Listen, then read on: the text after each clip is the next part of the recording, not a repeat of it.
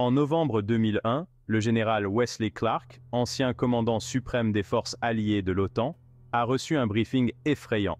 Un général du Pentagone a exposé une nouvelle stratégie militaire américaine, un changement de régime dans 7 pays en 5 ans. Les cibles, l'Irak, la Syrie, le Liban, la Libye, la Somalie, le Soudan et enfin l'Iran. Ce plan, conçu peu après le 11 septembre, reflétait un changement radical dans la politique étrangère américaine. L'administration Bush, alimentée par la guerre contre le terrorisme, cherchait à remodeler le Moyen-Orient par la force militaire. Clark, un vétéran décoré, était stupéfait. Ce n'était pas l'approche mesurée à laquelle il s'attendait. La révélation de Clark, partagée des années plus tard, a envoyé des ondes de choc à Washington et à travers le monde. Elle a confirmé les soupçons de beaucoup. L'Amérique, sous le couvert de la lutte contre le terrorisme, poursuivait un programme impérialiste effronté. Ce plan, qu'il ait été pleinement réalisé ou non, a donné un aperçu de la pensée néoconservatrice qui animait la politique étrangère américaine. C'était une vision de la domination américaine, obtenue par des guerres préventives et le renversement de régimes jugés hostiles. Les implications étaient stupéfiantes. Une guerre perpétuelle, l'instabilité régionale et une méfiance croissante envers la puissance américaine.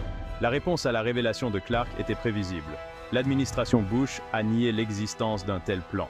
Les critiques, cependant, y ont vu la confirmation de l'unilatéralisme dangereux de l'Amérique. La liste des 7 pays est devenue un cri de ralliement pour les militants anti-guerre, un symbole de la démesure américaine et un signe avant-coureur du chaos à venir. Les conséquences potentielles de cette stratégie agressive étaient énormes. Les nations ciblées, déjà aux prises avec des tensions internes, étaient confrontées au spectre d'une intervention militaire directe. Le Moyen-Orient, une poudrière de griffes historiques et de rivalités religieuses, était prêt pour une nouvelle déstabilisation. L'invasion de l'Irak en 2003, premier domino à tomber, s'est avérée être une erreur de calcul catastrophique. Le chaos qui a suivi, marqué par la violence sectaire et la montée en puissance de l'EAIS, a mis en évidence les dangers de ces opérations ambitieuses de changement de régime. Au-delà du Moyen-Orient, les implications étaient tout aussi profondes. Les alliés de l'Amérique, inquiets de ce tournant militariste, se sont interrogés sur l'engagement du pays envers la diplomatie et la coopération internationale. L'invasion de l'Irak, lancée sans l'approbation du Conseil de sécurité de l'ONU, a mis à rude épreuve les relations et érodé la stature morale de l'Amérique.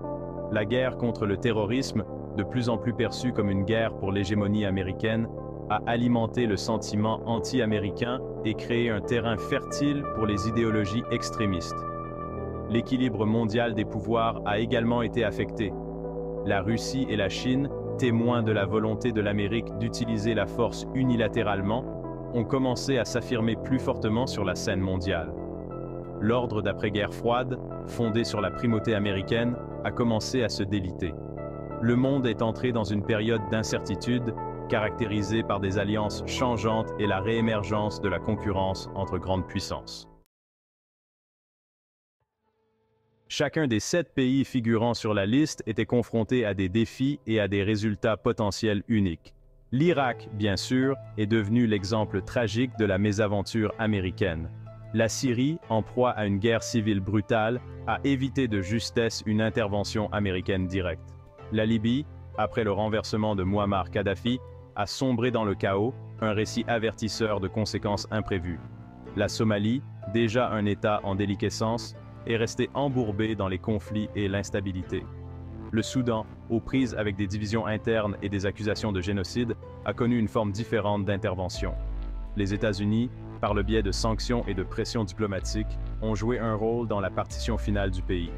Le Liban, une nation perpétuellement au bord du gouffre, est resté vulnérable aux ingérences extérieures. L'Iran, cependant, s'est distingué comme le prix ultime.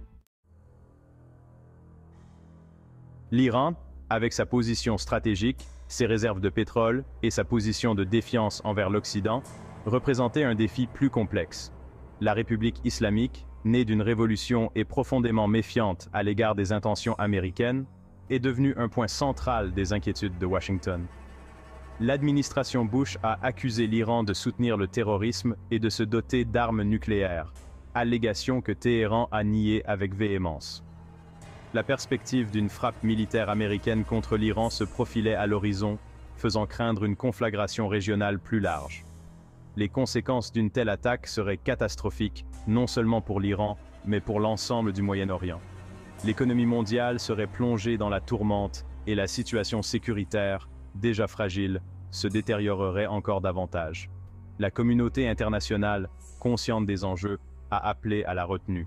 L'accord nucléaire signé en 2015, bien qu'imparfait, offrait une voie pour désamorcer les tensions. Cependant, le retrait de l'administration Trump de l'accord en 2018, associé au rétablissement de sanctions paralysantes, a ravivé la possibilité d'un conflit. L'héritage de la révélation de Wesley Clark continue de façonner les perceptions mondiales de la puissance américaine. La liste des 7 pays rappelle cruellement les dangers d'un militarisme incontrôlé et l'attrait séduisant de l'ambition impériale. Elle a alimenté le sentiment anti-américain, miné la confiance dans le leadership américain et contribué à un monde plus volatile et imprévisible. Alors que l'Amérique est aux prises avec son rôle au XXIe siècle, les leçons des 2 dernières décennies sont plus que jamais d'actualité. Le monde entier observe, et les choix que fera l'Amérique dans les années à venir auront des conséquences profondes pour les générations à venir.